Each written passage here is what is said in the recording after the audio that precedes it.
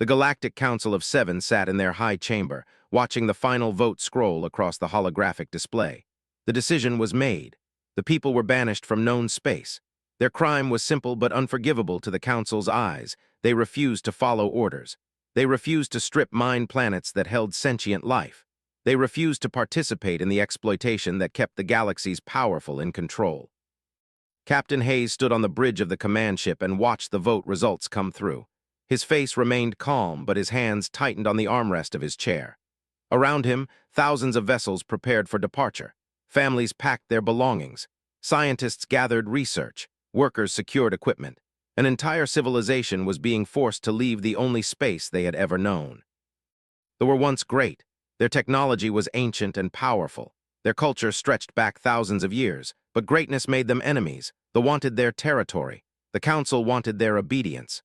The Merchant Confederacy wanted their resources. One by one, the powerful species of the galaxy had pushed against them until finally, the Council found the excuse they needed. Studied the star charts in front of him, uncharted space, the edges of the known galaxy, a region so remote that few ships ever traveled there. That was their destination now.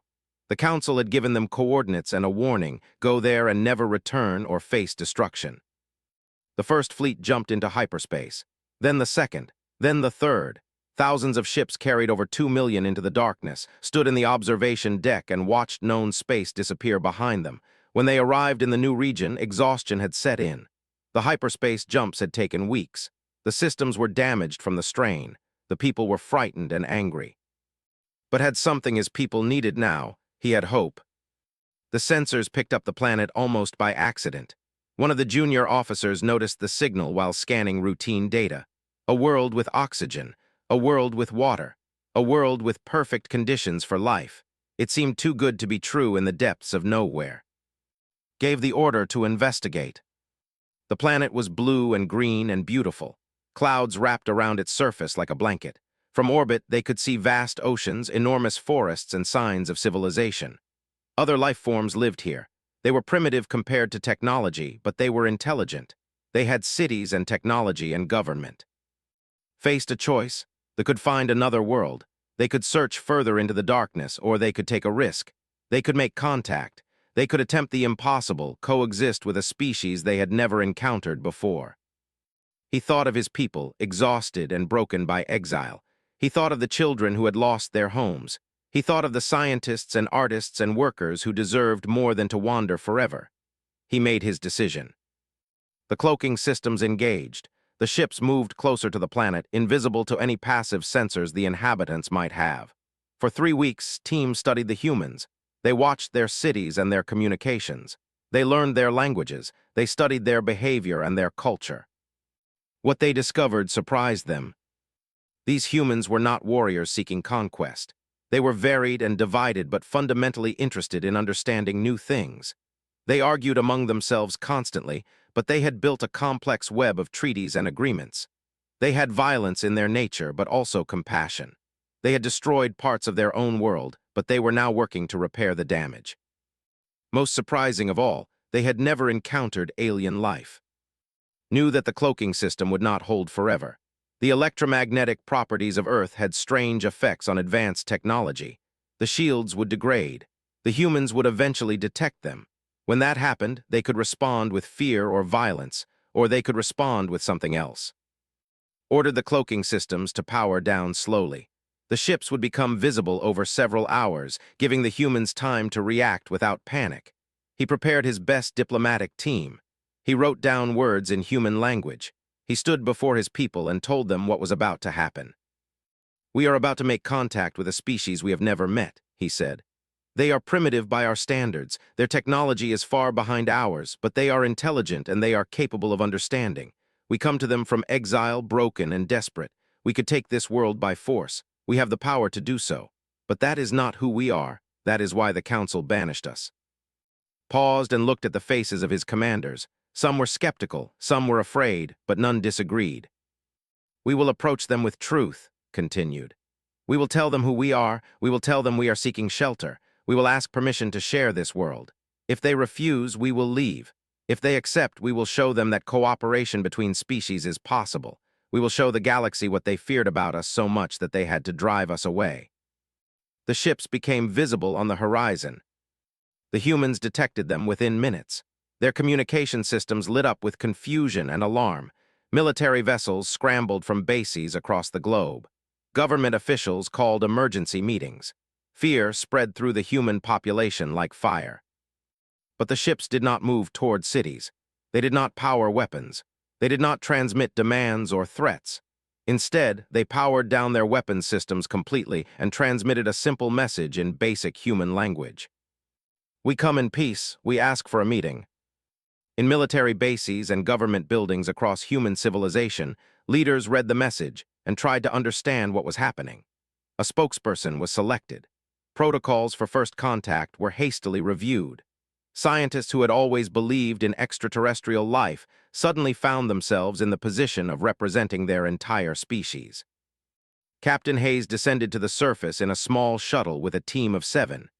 They wore standard flight suits, nothing aggressive or threatening. When the shuttle door opened on a landing platform in the mountains of the western human continent, they stepped out to face the humans for the first time in person. The human delegation stood 50 meters away, watching carefully. There were military officers with weapons drawn, scientists with instruments, government officials with uncertain expressions. The gap between them felt like the space between two worlds. Raised his hands to show he held no weapons. He spoke in careful human language that he had learned from listening to their broadcasts. My name is Hayes. I'm captain of the people. My civilization comes seeking refuge. The negotiations lasted 48 hours without pause. Dr. Lisa Martin sat across from Hayes in a conference room built hastily from shipping containers and reinforced walls. Around them, teams of translators and diplomats worked frantically to bridge the gap between two species. The initial confusion gave way slowly to understanding. Lisa learned that they had been cast out for refusing to exploit habitable worlds. She learned that they had been powerful and proud, but not conquerors. She learned that their exile had not been sudden, but the result of centuries of disagreement with the Galactic Council. She learned that they were desperate but not dangerous. Learned that humans were far more organized and resourceful than their primitive technology suggested. He learned that they had overcome their own tribal conflicts to build a global civilization. He learned that they had faced extinction and survived. He learned that humans had something precious that no amount of advanced technology could buy: the ability to adapt to impossible situations and find solutions that others could not see. On the third day, a decision was made. They would be allowed to establish settlements on Earth. In exchange, they would share certain technologies and knowledge with humanity. But more importantly, they would live alongside humans as residents, not rulers. They would have to accept the laws and customs of the regions where they settled. They would have to work within the existing human governments and structures. Some leaders objected strongly. For thousands of years, their people had governed themselves independently.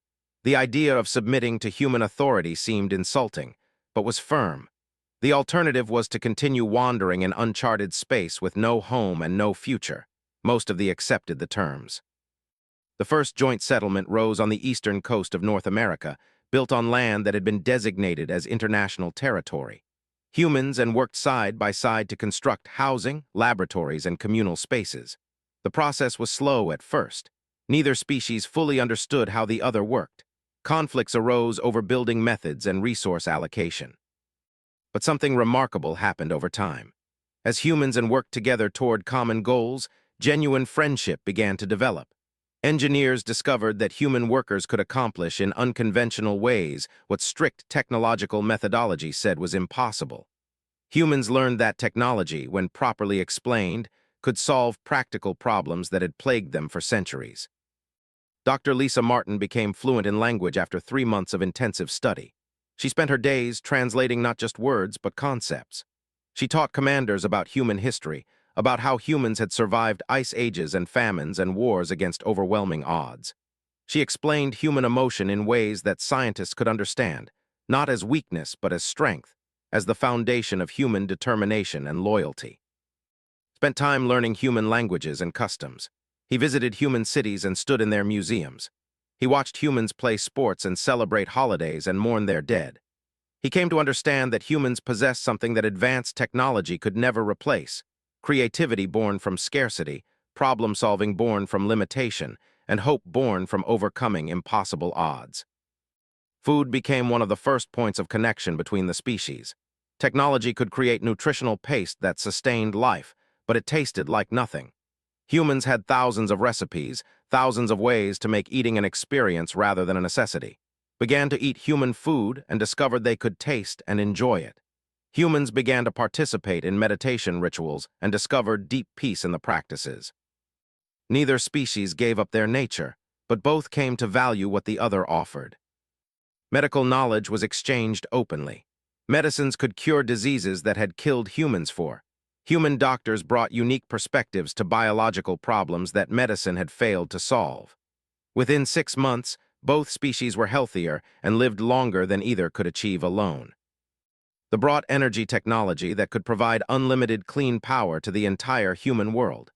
Humans brought agricultural techniques refined over thousands of years of working with Earth's unique ecosystems. The exchange flowed in both directions, each species contributing what they knew best. But beneath the surface, something darker was building. Reports reached the Galactic Council. They had not simply disappeared into exile. They had established a functional settlement on an inhabited world. Worse, they were thriving. They were sharing technology with the humans. The humans were rapidly advancing their capabilities. The Council received reports of integrated communities, of shared research, of genuine cooperation between species. Some Council members began to worry. They had been banished for their refusal to follow orders, for their insistence on independent thought and moral judgment. If they succeeded on Earth, if they built a functioning civilization based on cooperation rather than domination, it would challenge everything the Council believed in. Other exile species might follow this example. The entire structure of galactic power could be threatened. A faction within the Council began to argue for military action, not to destroy but to prevent them from becoming a problem. The argument was simple: eliminate the threat before it grows. In the second settlement on the African continent, sat in a council chamber with representatives from 12 nations and 3 commanders.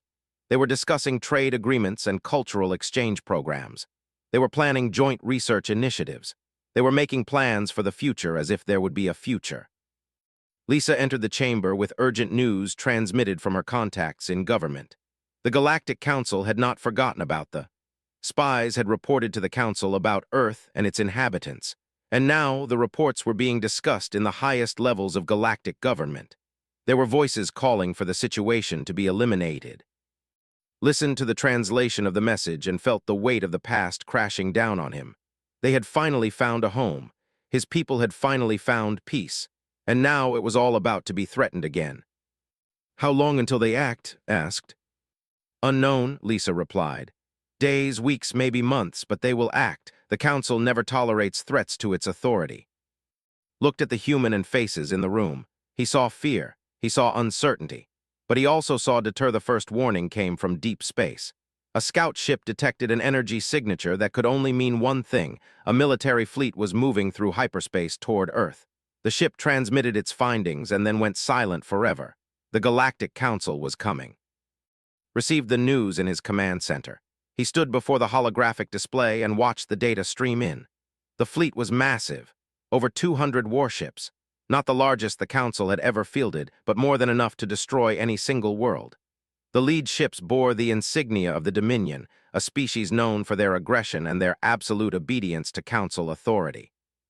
He immediately contacted Lisa and called an emergency meeting with both human and leadership. "They know about us," said bluntly. "They are coming to eliminate the threat we represent. We have approximately 3 weeks before they enter Earth orbit." The human response was predictable at first: panic, fear, arguments over whether Earth should try to negotiate or surrender. Some military leaders wanted to fight immediately with what little weaponry they had. Some government officials wanted to evacuate humanity to remote areas and simply wait out the conflict. But Lisa stood firm. She had spent enough time with it to understand them. She had studied the reports of the Galactic Council. She understood what was really happening. "They are not coming to negotiate," she said to the assembled leaders. "They are coming to destroy the settlement and make sure no other exiled species tries to establish themselves on inhabited worlds. Surrender means death for thee and probably occupation or worse for humanity. Our only option is to fight."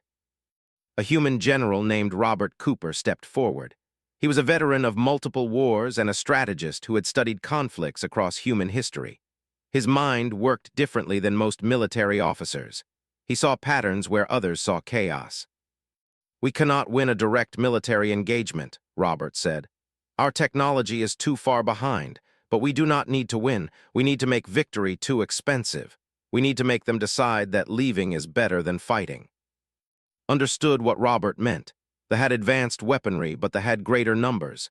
Any conventional battle would favor but Robert was suggesting something entirely different. He was suggesting asymmetric warfare, the kind of strategy that humans had perfected across their history. "What do you propose?" asked. Robert turned to the holographic display and began to plan. The strategy took days to develop fully. It required the complete cooperation of human and forces. It required understanding Earth's terrain, using the planet itself as a weapon. It required innovation and risk and the willingness to try methods that no other species would consider. Humans began to mobilize. Military production facilities shifted to manufacturing specialized weapons designed with technology. Mining operations dug deep to extract rare minerals that would be needed for defensive systems. Engineers and scientists worked around the clock to design hybrid technology that combined human creativity with engineering. They provided the knowledge. Humans provided the problem-solving. When engineers said something was impossible because it violated known physics, humans asked why. When humans suggested modifications that they said were theoretically unsound, the modifications often worked better than the original design. Most critically, the humans designed a global shield network. The system would require coordination across every continent. Millions of humans would need to work in perfect synchronization. The computational load would be enormous. The energy requirements would be staggering. But if it worked, the network could protect the entire planet from orbital bombardment. General Robert Cooper trained the humans personally. He created teams. He established communication protocols. He built redundancy into every system. He explained that the entire defense depended on every human doing their part correctly, no matter how small that part seemed. They worked to integrate their technology with the system, but they found something surprising. The human approach to solving problems was different. Humans often used solutions that were inefficient by advanced standards, but were more resilient. If one part failed, humans had already thought of backup systems. Humans naturally thought in terms of adaptation and recovery. They began to incorporate those principles into their own engineering. 2 weeks before the fleet arrived, the first test of the shield network was conducted. From a distance of 50,000 kilometers, a weapon fired a single pulse at Earth. The shields activated and the pulse was dispersed harmlessly into the upper atmosphere. They were stunned. The system worked. The humans cheered.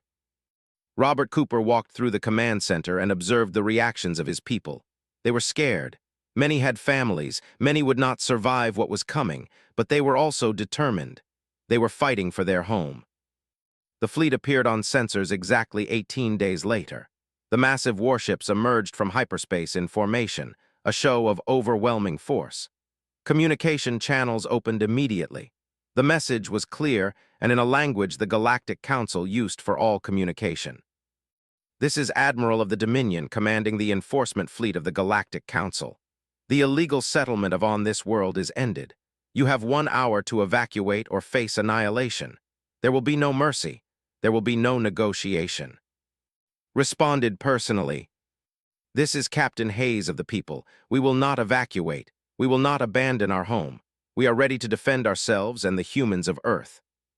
The Admiral responded with something that might have been laughter in his own language, translated into cold certainty.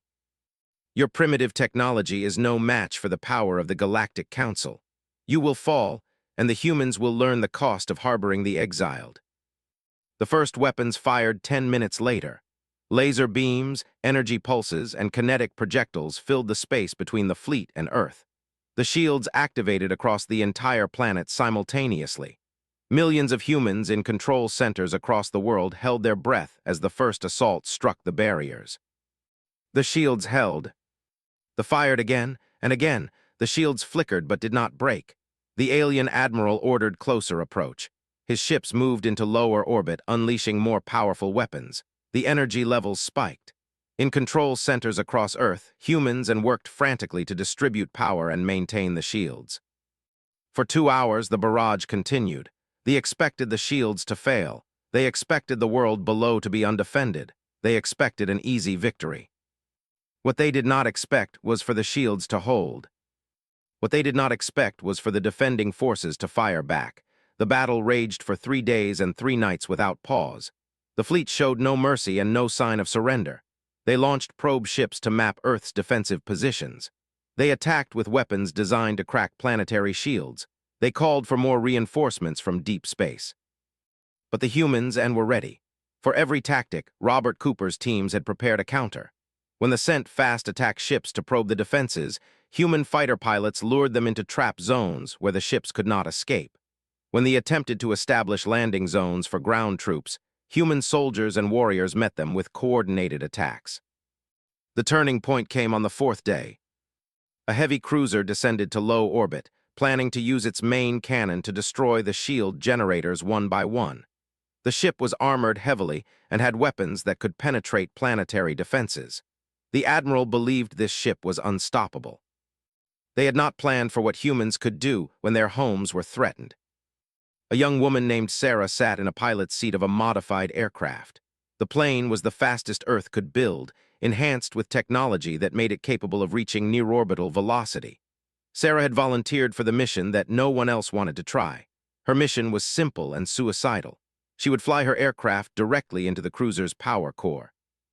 She did not hesitate, she did not second-guess. She simply engaged the engines and accelerated toward the massive ship.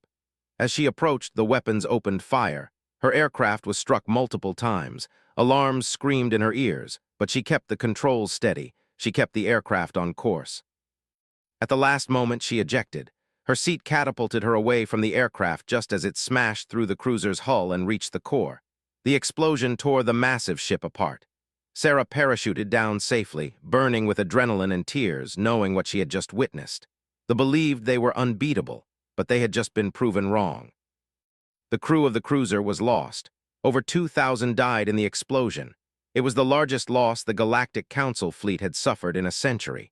The other ships in the fleet sensed something had shifted. These were not primitive colonists cowering under bombardment.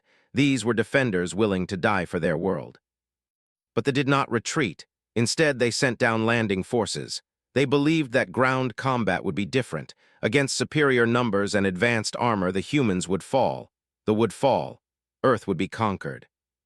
The landings happened across 6 continents. Soldiers moved forward in formation, weapons blazing. They expected resistance, but not fierce resistance. They expected to face surprised colonists who had never seen real combat. Instead, they faced an enemy that had been fighting and dying for thousands of years just to survive.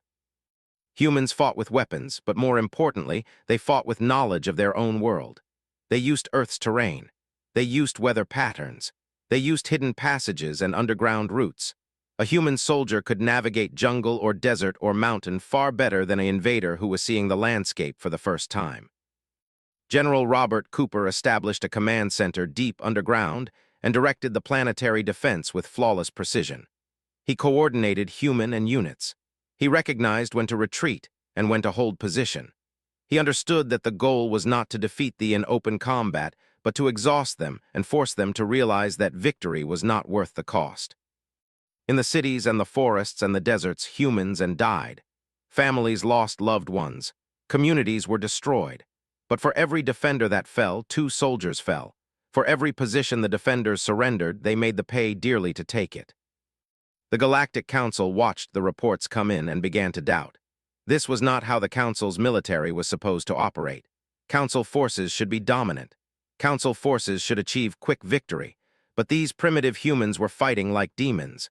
The who had been deemed too proud and too independent to follow orders were proving to be brilliant strategists. They began to question the mission. Their commanders began to ask whether conquest was worth the losses. On the 8th day of ground combat, Admiral made a decision. They would attempt one final massive assault to break the defenders' will. If that failed, they would withdraw. They committed all remaining combat forces to a coordinated strike against the primary human settlements. Thousands of soldiers moved across Earth's surface in a wave of destruction. They brought their heavy weapons. They brought their armor. They brought their certainty that they would finally overwhelm the opposition. But they had made a critical mistake.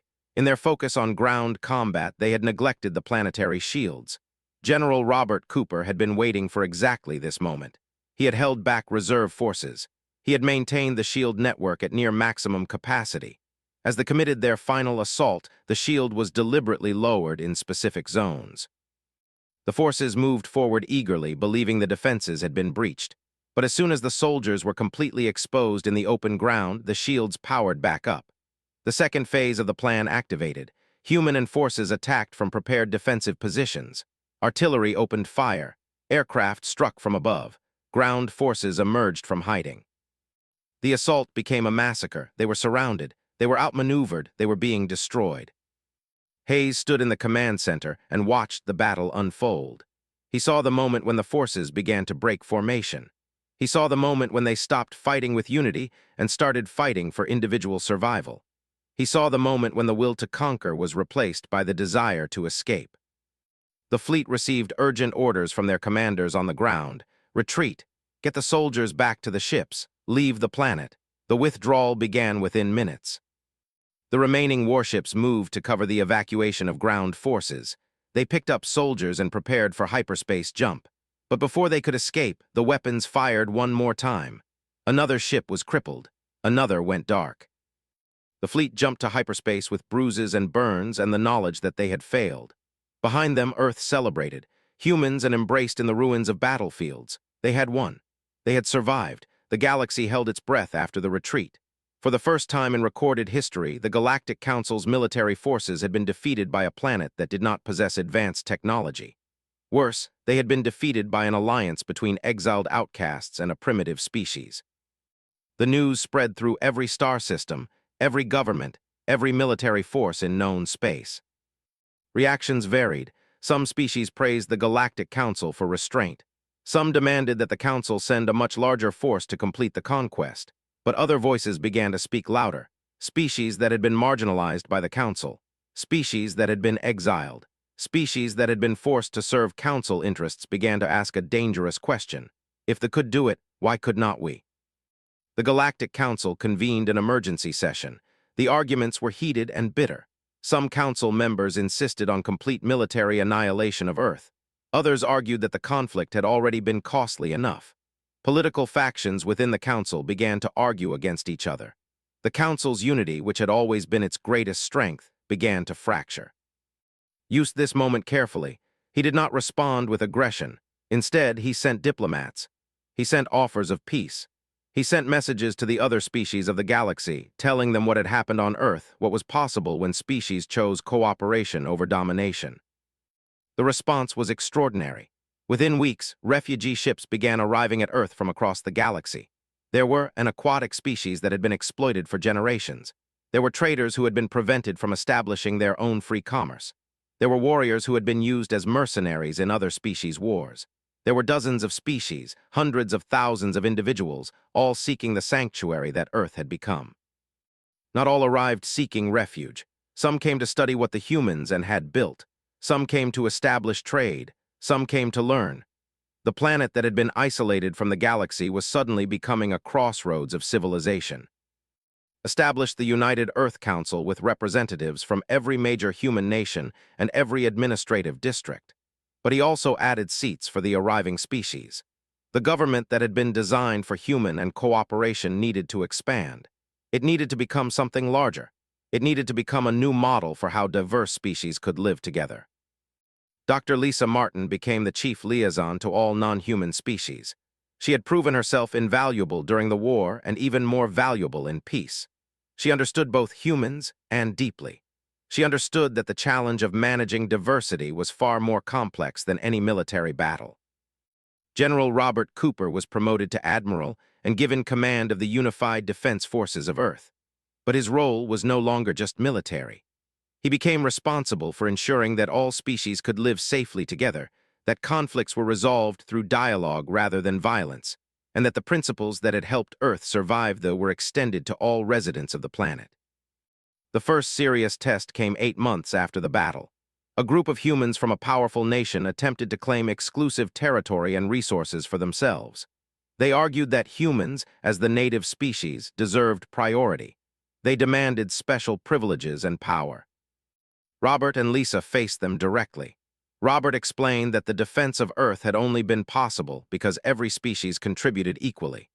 Lisa explained that the beauty of what they had created was that it belonged to no one species exclusively. It belonged to everyone who had fought for it and everyone who believed in what it represented. The conflict was resolved without violence, but the message was clear. Earth would not tolerate those who sought to dominate others or claim special status based on species or origin. The alliance between and humans had been built on principles of equality and respect. Those principles would define the new civilization. As the months turned into years, Earth transformed. The cities that had been damaged in war were rebuilt by workers of multiple species. Scientists from dozens of civilizations collaborated on research projects that would have been impossible in a galaxy divided by competition and fear. Artists and musicians and philosophers from across the stars mingled and created new forms of expression that blended their different cultures. Most profoundly, the children began to change the nature of what was possible. A human child and a child who grew up together saw each other not as alien, but as neighbor. And who attended the same school learned cooperation instead of suspicion. The future generations were not inheriting the prejudices of their parents. They were inheriting a new possibility. 5 years after the retreat, the Galactic Council sent an official delegation to Earth. It was not a military delegation. It was a diplomatic one. The delegation consisted of representatives from the Council members who supported continued contact and trade with Earth, balanced against those who remained skeptical. Met them in a grand hall that had been constructed by humans and workers together. The building represented the new architecture of Earth, a style that had emerged from the blending of multiple civilizations' aesthetic traditions. The council delegation was led by an ambassador named, a species that had always remained neutral in galactic politics, was ancient and had seen many changes across the galaxy. He had seen empires rise and fall. He had seen technologies advance and civilizations decline, but he had never seen anything quite like what had happened on Earth. Your planet has become a center of influence that the Council cannot ignore, said. We have come to establish formal diplomatic relations. We have come to acknowledge Earth as an independent power in galactic affairs. Bowed with respect. We do not seek power or dominance. We seek only the right to exist. The right for all species to exist freely and develop according to their nature. Smiled, which was a rare expression on a face. That is exactly what makes you a power that the Council must respect. You do not seek what the Council seeks. Therefore, you cannot be controlled by the Council's traditional methods. Over the following weeks, Earth was recognized as an independent star nation. They were formally restored to full rights in galactic society, their exile overturned. Human ambassadors were sent to distant worlds. Scientists joined collaborative research initiatives across multiple star systems. But most importantly, Earth remained a sanctuary. It remained a place where species that had been marginalized could find refuge and rebuild their lives. It remained a place where the radical idea that cooperation was possible had been proven true. Stood on a hill overlooking the main human settlement 10 years after the first contact. Beside him was Lisa, now gray at the temples but as sharp as ever. Below them, the city sprawled in multicolored lights. Humans and a dozen other species moved through the streets together. Children of multiple species played in the parks. Markets sold foods and goods from 100 different worlds. Do you think we truly saved something? Lisa asked. Or did we just delay the inevitable conflicts? Considered the question carefully. I think we proved that another way was possible. Whether the rest of the galaxy chooses to follow our path, I do not know, but we showed them that it could be done. He paused and looked at the sky, where stars shone in the darkness above Earth. They were exiled because we refused to follow orders that we believed were wrong. The humans were primitive, but they possessed something the galaxy had forgotten. The ability to question authority, the ability to see another path, the ability to choose compassion over conquest. When those two things came together, we created something new, not through force, through choice. Lisa nodded and smiled, and it terrifies the Council more than any weapon ever could. Yes, agreed, because weapons can be destroyed, but ideas once they spread are impossible to stop. The idea that cooperation is possible, The idea that the powerful can choose not to dominate.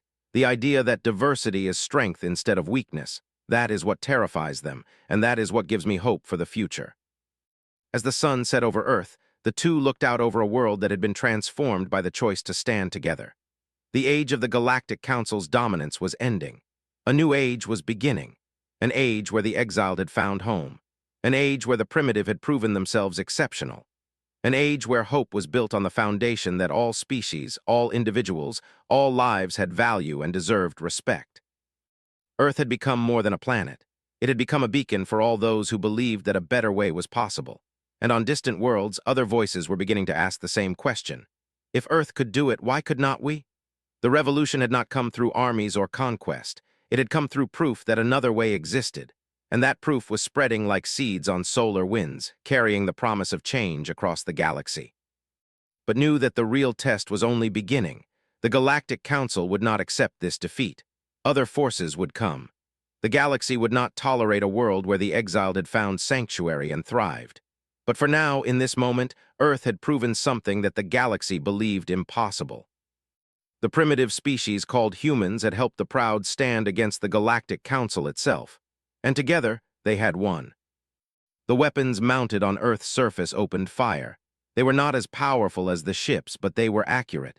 The first destroyer took hits to its reactor core. It exploded in brilliant light against the darkness of space. The fleet pulled back in shock. No one attacked the Galactic Council's forces and survived, but someone had just attacked them. Someone had just destroyed one of their ships. Watched the battle unfold from his command center and allowed himself a moment of hope. They had broken this confidence. Now they had to break their will to continue fighting. But the admiral was determined. He called for reinforcements from his remaining ships. He ordered them into lower orbit to engage the planetary defenses directly. The battle was far from over. It was only beginning. Then we must prepare, he said quietly. Not for war, but for survival. Outside the chamber, the sun set over Earth, painting the sky orange and red. The planet continued its rotation, unaware that its future was about to change forever. The quiet time of building and learning was about to end. The time of testing would soon begin.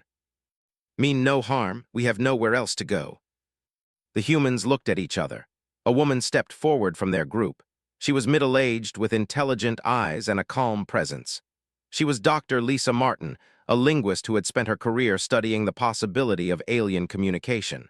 Her entire life had prepared her for this exact moment. I am Lisa Martin, she said in slow, careful English. We accept your request for a meeting. Welcome to Earth. And so began the first conversation between two species that would one day save each other's lives.